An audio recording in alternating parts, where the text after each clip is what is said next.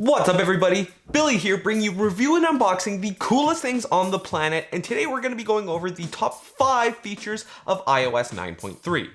Now, iOS 9.3 was actually announced back in January, and it's been available as a beta since, but as of the official keynote on March 21st of 2016, it was fully released to numerous iOS devices. So let's get right into it, and let's start off with number 1, and that is night shift mode. Arguably, the biggest improvement in this update is night shift. What it essentially allows you to do is to warm the colors of your iOS device during certain hours to avoid blue light. Now, why would you even want this? Well, it's understood that blue light during the evening can affect your circadian rhythm. That's your body's natural sleep cycle, and subsequently make it harder to fall asleep since your body might think it's still daytime. Previously, this was only available if you jailbroke your iOS device and installed Flux, but that's no longer the case. But by the way, Flux is available for numerous platforms like PC, Mac, and Linux, and I'll leave a link to it in the description below. So next, we move on to number 2, and that's the improved Notes app.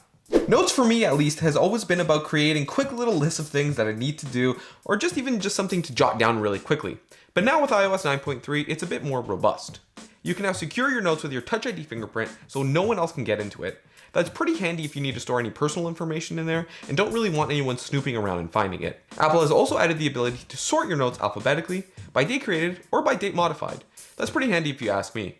And now, number 3, which is the Health app. So let's just say you're getting started and you're using the Health app on your iOS device. First and foremost, congratulations for taking charge of your health. It's one of the most important things you can do with your life. Now, this improvement is more for beginners, but it can apply to anyone.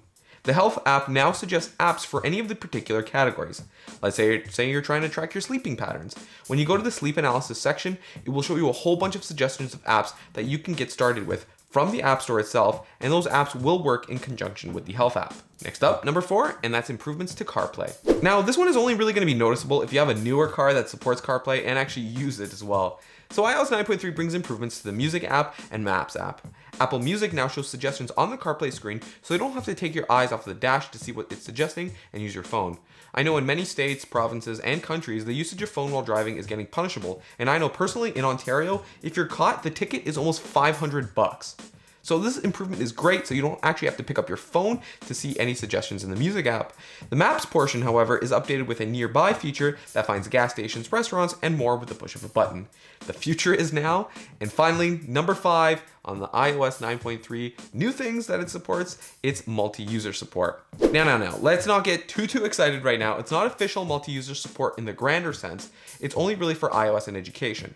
But that's not to say that this feature or something similar won't show up in future iterations of iOS devices. For now, it's only on iPads used in classrooms, but this could be implemented fully in the next iOS, so to speak, so a family iPad can actually have many users. And this would be incredible if you have to share it with others. I'm really excited for the applications this may have in the future.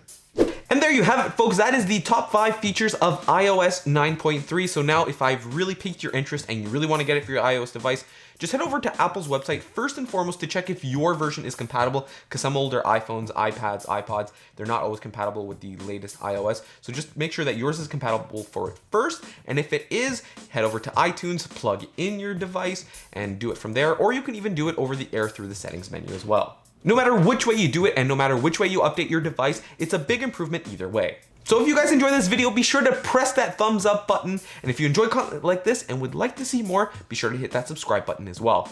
As always, thank you very much for watching. I hope you have an awesome day and peace out.